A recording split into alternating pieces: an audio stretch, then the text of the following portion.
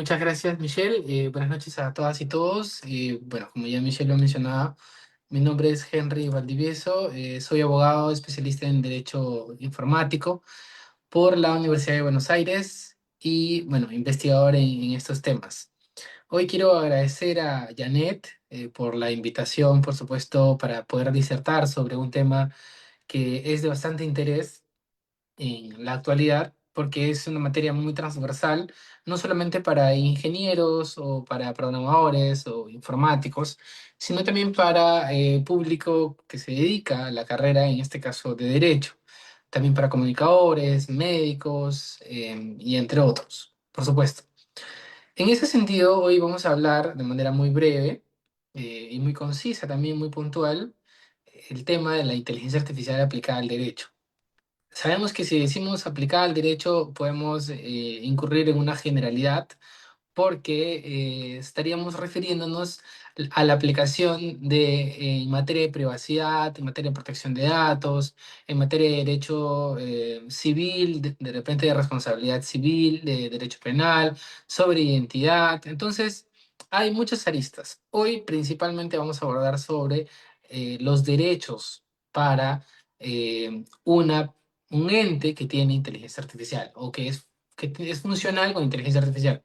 Pero para ello tenemos que hacer una breve definición de lo que es inteligencia artificial.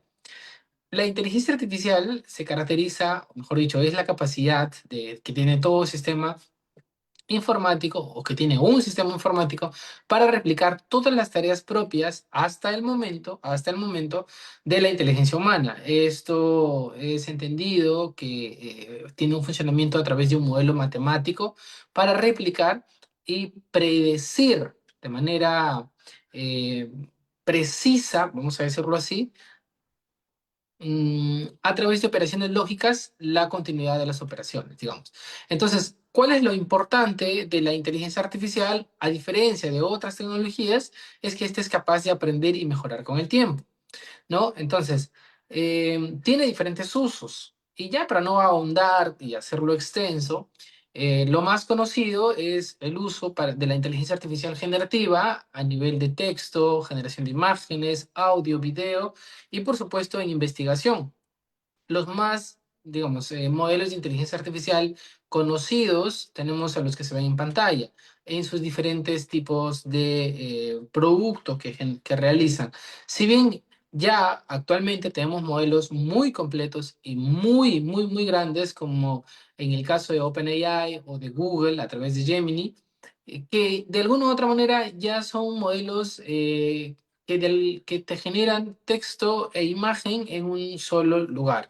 ¿No? Entonces, antes era, digamos, como que cuando recién inicia esto con OpenAI, cada modelo, en el caso de ChatGPT, lo que hacía era solamente generar texto. Actualmente ya, digamos, como que hemos visto un salto a la generación de imágenes dentro del mismo modelo de lenguaje, ¿no? Entonces, el siguiente concepto que tenemos que entender es los robots.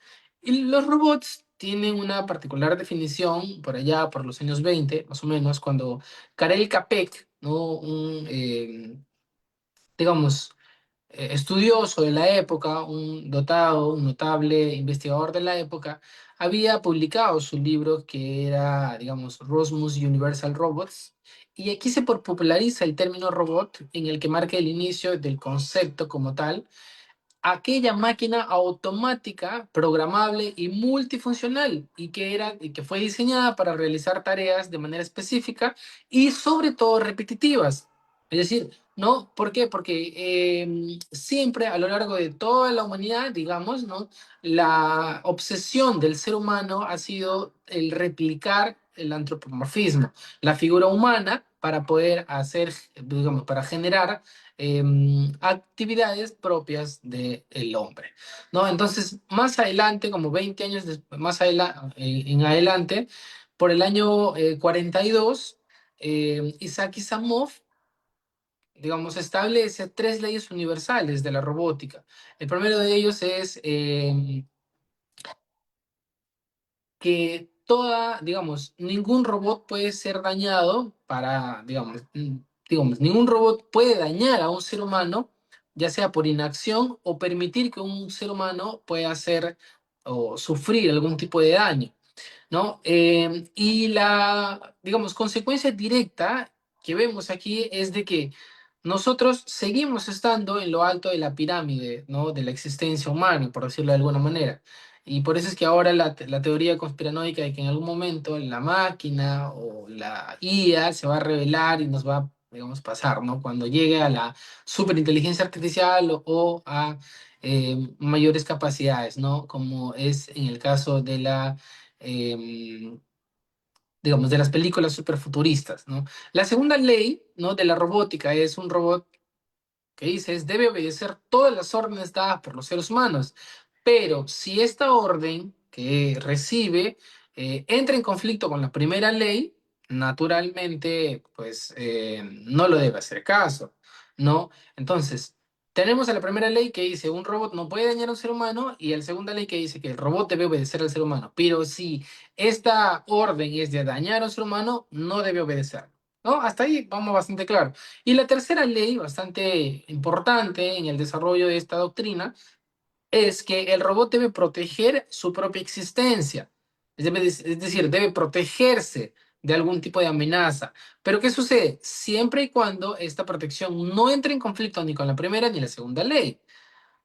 No, es decir, debe proteger su propia existencia, pero si esta existencia va en contra de un daño que está sufriendo por parte de un ser humano, aquí viene un dilema, porque el robot tiene el deber o la obligación de no hacer daño al ser humano, pero ni en defensa personal, porque si el ser humano lo está golpeando, lo está maltratando, ¿no? Entonces, un poco cuestionable para la época en la que nos encontramos y con las capacidades intelectuales, ¿no? O cognitivas que van, digamos, dotándole a estos sistemas de inteligencia artificial como para poder generar el debate, ¿no? Entonces, tenemos a lo largo de la historia, vamos a mencionar solamente 5 robots emblemáticos, desarrollados y que han ido implementando inteligencia artificial de manera progresiva, digamos, como vamos a ver en el caso de la quinta robot emblemático en nivel del mundo. Hay otros, por supuesto, sí, claro, ¿no? Pero pues, la clase sería muy larguísima, digamos.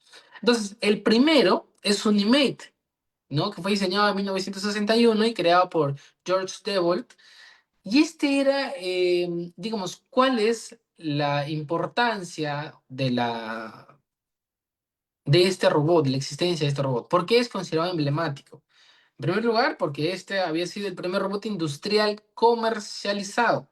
¿Y para qué se utilizó? Para ensamblar motores, ¿no? Y la, digamos, la tarea que tenía era de soldadura y manipulación de determinados materiales.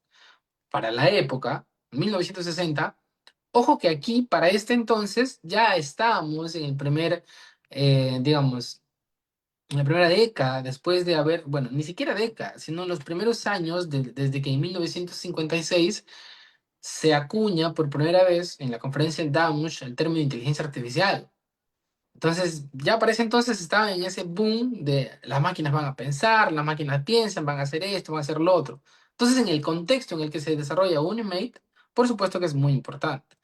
Años más tarde, en el 66, tenemos al Shaky. Shaky es desarrollado obviamente por de la Universidad de Stanford, el instituto, y este, digamos, fue un robot móvil con la capacidad de tomar decisiones, el primero, digamos. Pero, ¿cómo funcionaba? Shaky tenía múltiples sensores para poder navegar en su entorno, analizar todo el contexto que tenía, ¿no? Y luego poder realizar tareas simples y también predecir un poco de lo que tenía, digamos, a su entorno. Lamentablemente no existía la IA generativa para ese entonces, no como la conocemos hoy al menos, ¿no? El siguiente robot es Asimo. Este es, digamos, como que uno de los primeros que tiene la forma antropomorfa, ¿no? Este es desarrollado por Honda, por allá hace más o menos 25 años. Y es un robot humanoide para interactuar con personas y realizar tareas pues, en entornos bastante conocidos y que estén controlados, ¿no?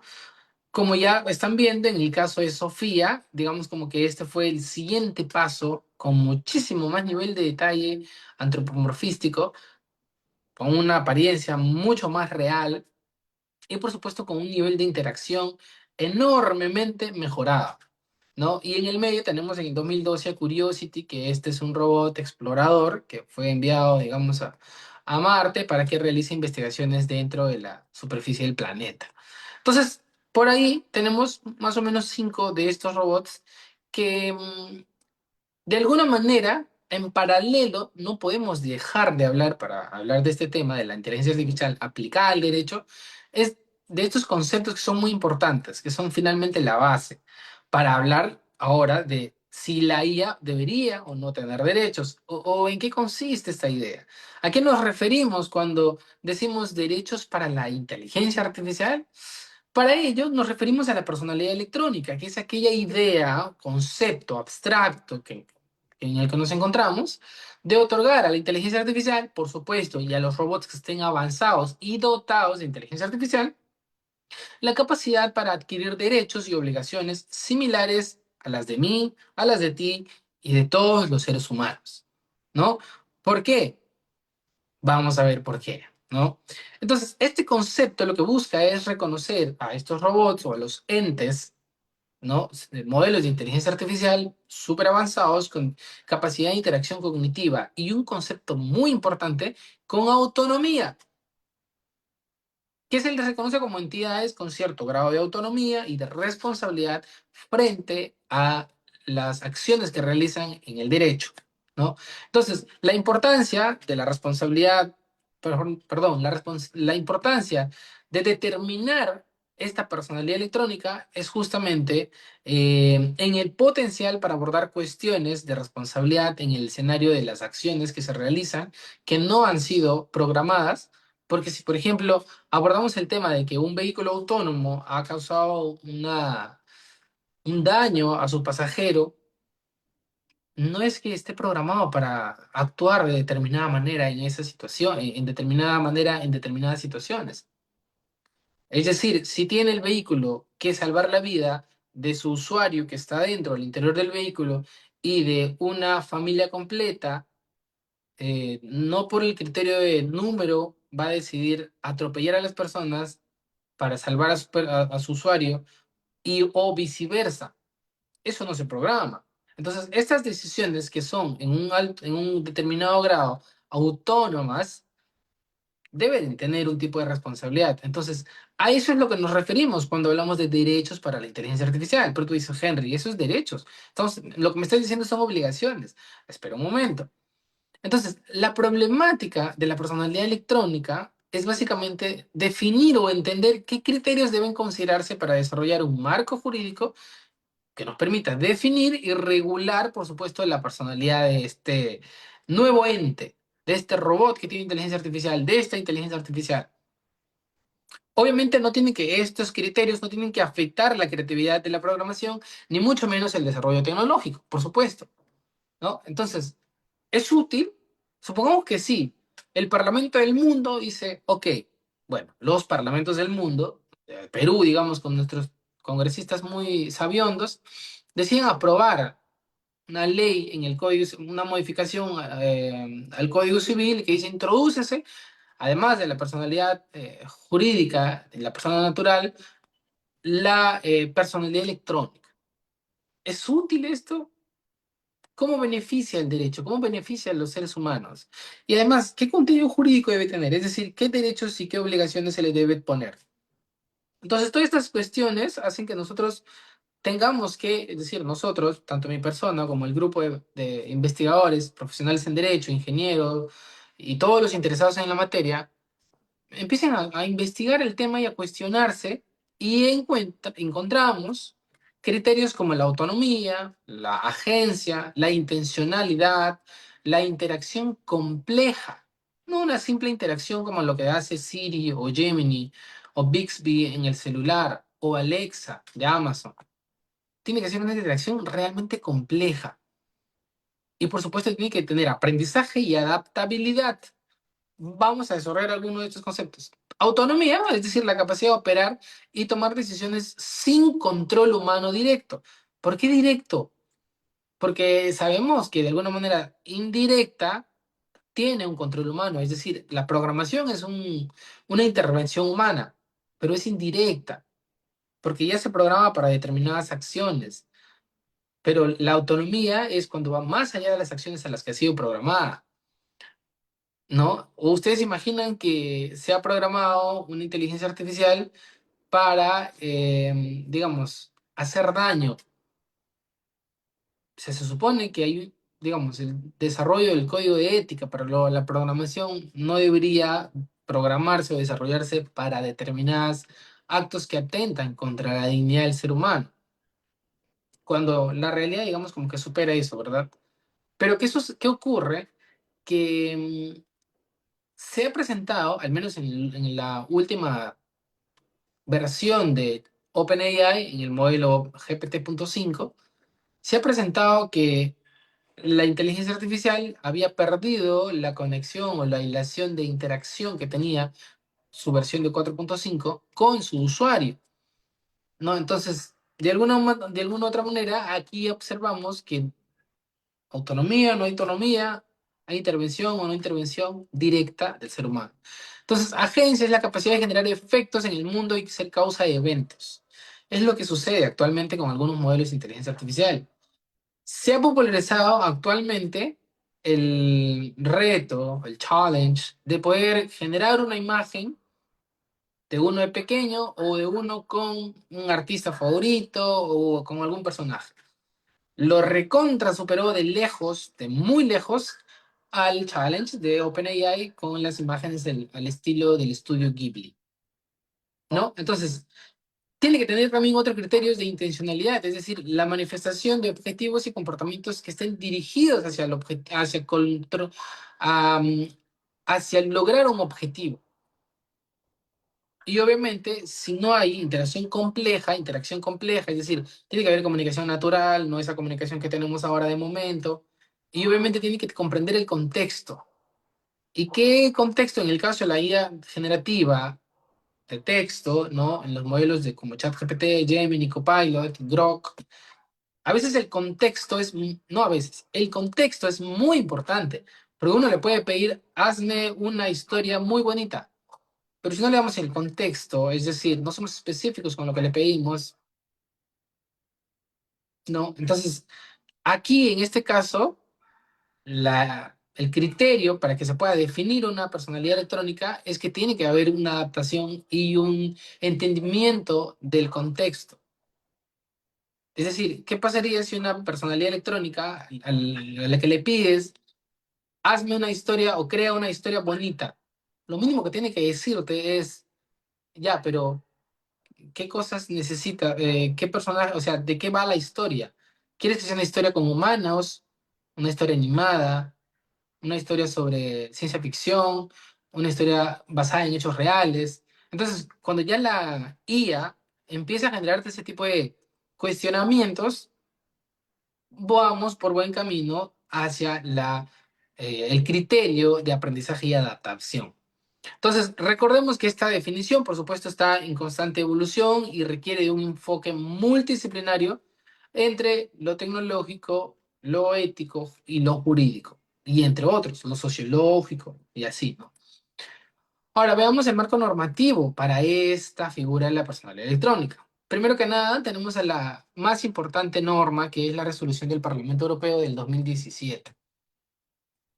Esta resolución lo que hace, dice, y voy a leer porque no, es una cita textual de la recomendación que hace el Parlamento Europeo, es crear a largo plazo una personalidad jurídica específica para robots, de forma que como mínimo, los robots autónomos más complejos puedan ser considerados personas electrónicas, responsables de reparar los daños que puedan causar y posiblemente aplicar la personalidad electrónica a aquellos supuestos en los que los robots toman decisiones autónomas, inteligentes o interactúen con terceros de forma independiente.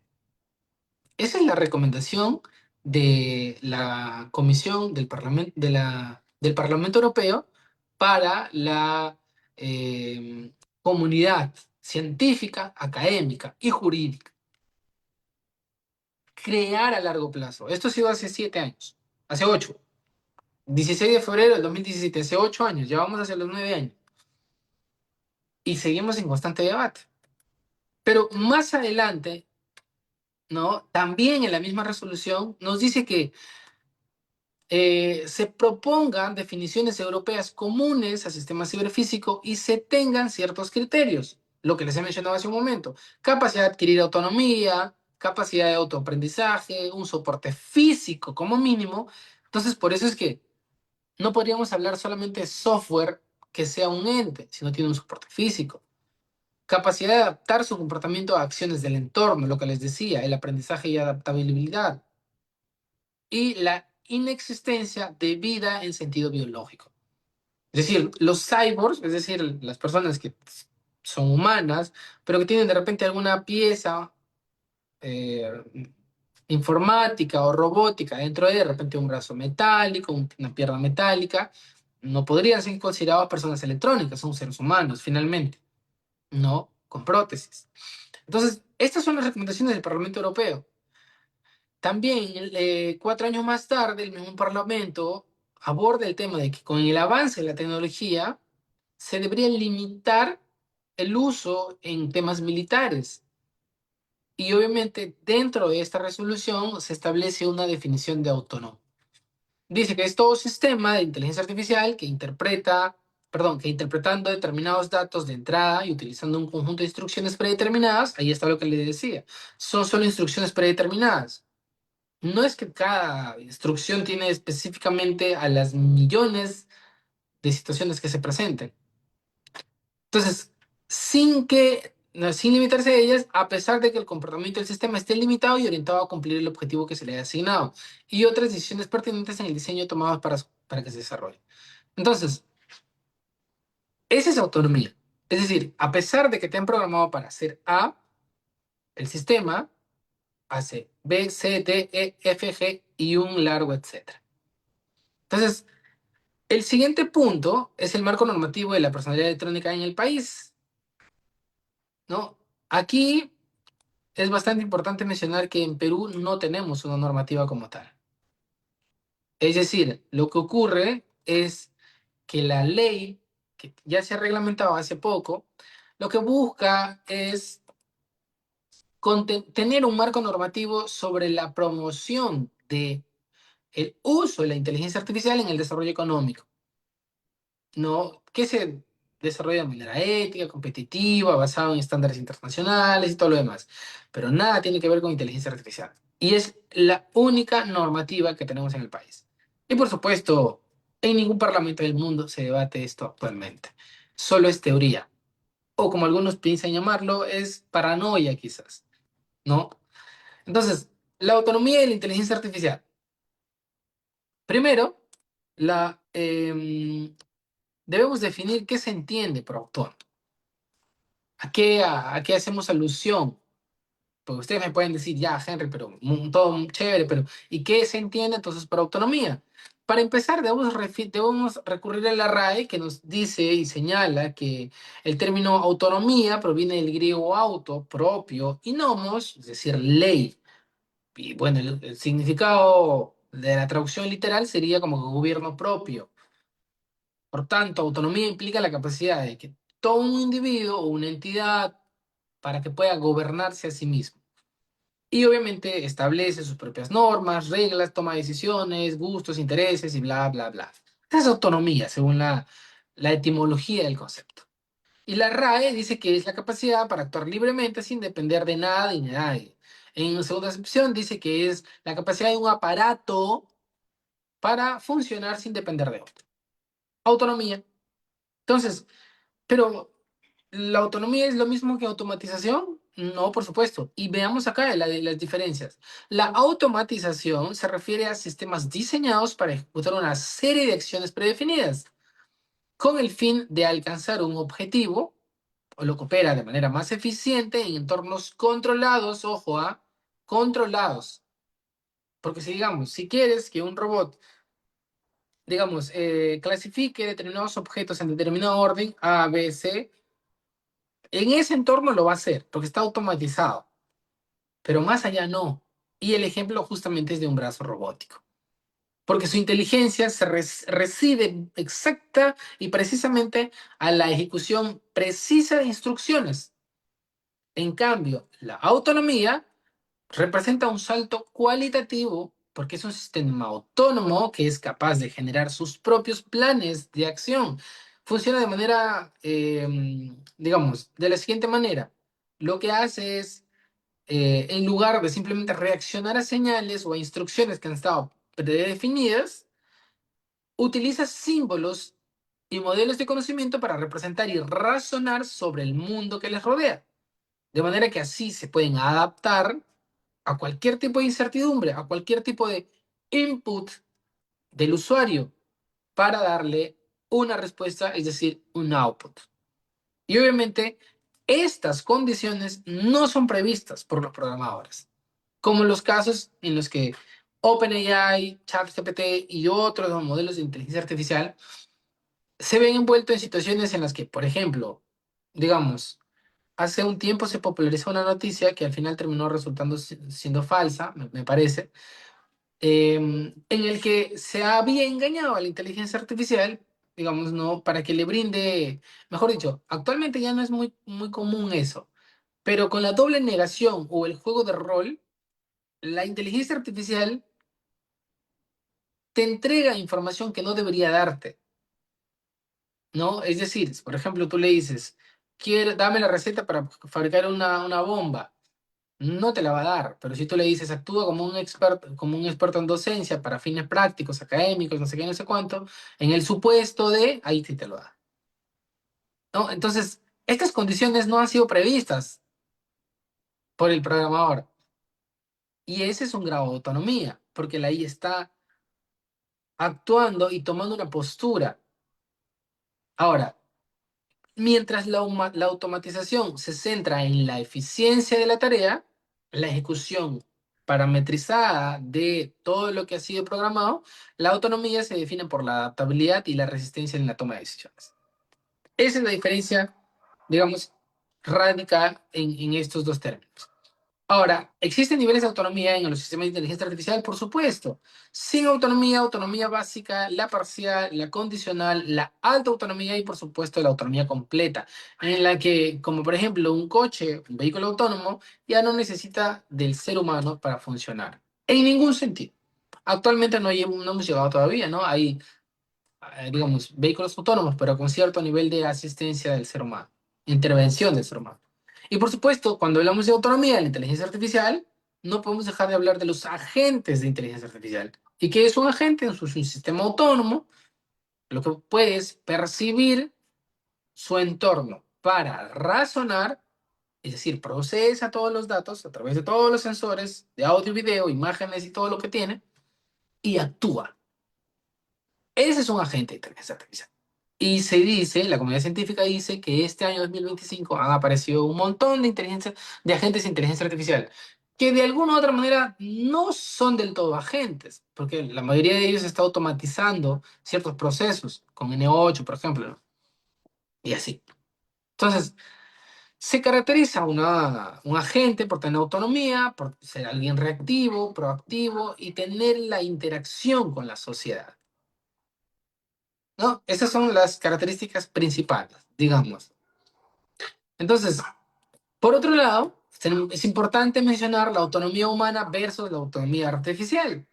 Porque la autonomía humana surge de la libertad, del libre albedrío, de la racionalidad propia de la persona, de los valores que tiene esto y por supuesto de la conciencia, de la emoción y de la experiencia. Eso no lo tiene la autonomía artificial.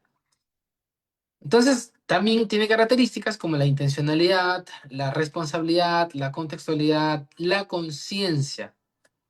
Estamos hablando de autonomía humana, ojo. Pero, ¿qué es la autonomía artificial? La autonomía artificial no tiene conciencia, no tiene libre albedrío. Su autonomía es operacional, es funcional. ¿Por qué? Porque si tú le das una, un prompt, una instrucción a un sistema de inteligencia artificial y el sistema de inteligencia artificial no tiene los datos que tú querías, lo va a tomar y va a tomar una decisión para efectos de funcionalidad, de operatividad de lo que le has pedido. Tú le dices, elabórame una historia romántica. No le estás dando contexto, no le estás dando datos, no le estás diciendo si es una historia romántica de dos seres heterosexuales o de dos ancianos, de dos jóvenes o una historia romántica de la historia griega. En fin, ese vacío de información es una decisión que está tomando, es una decisión autónoma funcional, o también conocida como autónoma operativa, la inteligencia artificial. Ahí radica su autonomía. Entonces, esos conceptos hay que, digamos, como que tenerlos claros, por supuesto. ¿Qué características? Ejecución automática, la predictibilidad. Cuando uno le hace lo mismo a ChatGPT o a Gemini, Copilot o al modelo que usen, Anthropic, Grok, ya puedes hasta predecir cómo te va a responder, ¿no? Y por supuesto, carencia de intencionalidad, porque la IA no quiere nada. Lo que hace es optimizar las funciones matemáticas. La IA no es que te quiera, no es que te desee cosas bonitas. No, está optimizando las operaciones matemáticas para ser eficiente con la tarea que le has dado, con la instrucción que les has dado, con el prompt. Y por supuesto tiene que haber determinada dependencia técnica. Su autonomía es relativa y se condiciona también al hardware. Porque, por ejemplo, hace poco se ha presentado un modelo 17 de Apple, de sus teléfonos de alta gama, pero este sistema viene con algunas funciones que, por ejemplo, en un modelo 6 o 10 no funciona, no tiene. Entonces, sucedería lo mismo, un robot superdotado de un hardware muy potente, muy de última generación,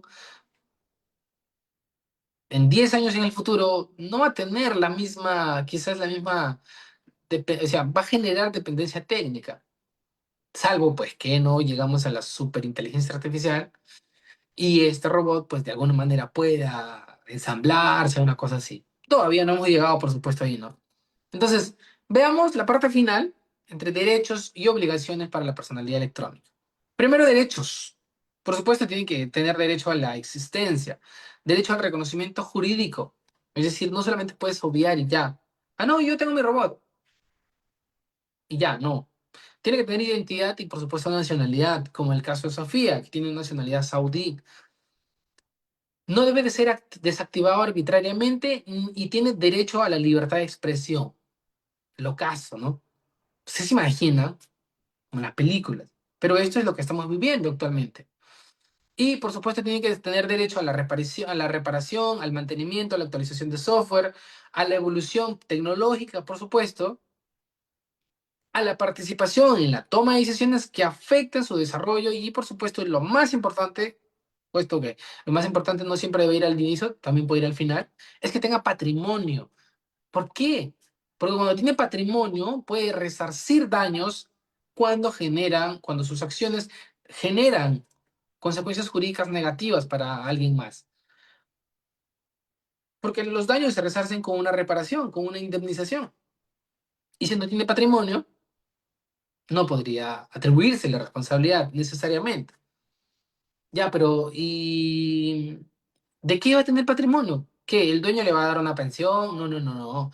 A través de las regalías del contenido que genera. Texto, audio, video y un largo etcétera. Por ejemplo. ¿No? Entonces, por ese lado tenemos a los derechos. ¿Y qué pasa con las obligaciones? Aquí están obligados, según esta teoría, ¿no? La inteligencia artificial aplicada al derecho, por supuesto, uno, a respetar la vida y la dignidad humana por sobre todas las cosas. Dos, a cumplir y hacer cumplir la ley. ¿Cómo es eso? Es decir, si tenemos a un robot que es testigo de un crimen, de un delito, pues él tiene que cumplir y hacer cumplir la ley. ¿Y cómo lo cumple? Primero, naturalmente, no excediéndose de las funciones y las programaciones que tiene, teniendo un límite. ¿Y cómo hace cumplir? Él, al estar interconectado con sistemas informáticos, puede dar parte a las autoridades de lo que está testificando. Sus sensores, su registro de audio y video, puede poner a disposición. ¿Y qué pasa con la privacidad? Bueno, la privacidad, cuando se genera digamos, una situación donde se enfrentan varios derechos entre la privacidad de una persona y el interés nacional de un posible delito, pues el delito ponderado tiene un mayor peso, digamos, ¿no? Lo que no significa pues que los robots y todos estos entes artificiales van a estar grabando por todos lados y en diferentes situaciones. Por supuesto que no. Mantener transparencia en las operaciones y que estos de alguna manera permitan eh, generar auditorías para cualquier empresa o la ciudadanía pueda acceder al conocimiento de las operaciones que éstas realizan, asumir la responsabilidad por sus acciones, preservar su integridad sin comprometer a otros, colaborar y asistir a los humanos de manera afectiva. Y por supuesto, contribuir al bienestar y al desarrollo tecnológico como tal. O sea, ellos tienen un conocimiento ilimitado con una gran cantidad de datos y algoritmos. Pueden contribuir a generar conocimiento. Son una obligación, más allá de que sea solamente una capacidad que sostenga, ¿no? Entonces, la biografía que consulté, estos son los libros, por si les interesa, ¿no? Las diapositivas las voy a compartir con el equipo para que puedan también, digamos, acceder a ellas y puedan verificar la fuente de la información. Bueno, eso ha sido todo por mi parte. Yo quiero agradecer a Data Analytics por la invitación y por supuesto encantado de colaborar en cualquier otro proyecto que sea presente. Si hubiera preguntas, yo estoy encantadísimo de poder contestarlas dentro de mi capacidad cognoscitiva. Muchas gracias. Voy a hacer el uso voy a hacer ceder el pase para que pueda Data Analytics continuar con esta presentación. Muchas gracias, Henry. Muchas gracias por la presentación de hoy. A ver, chicos, los que están conectados en Facebook, coméntenme si tienen alguna pregunta, alguna duda, para que el doctor Henry pueda responderles, ¿sí? A ver, a los conectados que están ahí. Esperemos un momento. A ver. Bueno, al parecer no hay ninguna duda, ninguna consulta. De todas maneras, a todos los conectados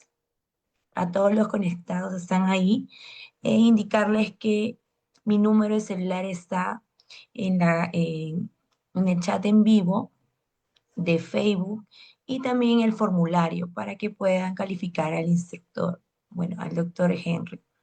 Eso sería todo de mi parte. Muchas gracias, Henry. Nos vemos hasta otra nueva oportunidad y que tengan un buen fin de semana todos. Y eso sería todo por hoy, ¿sí? Muchas Gracias, gracias. Nos chicos. vemos. Hasta una próxima.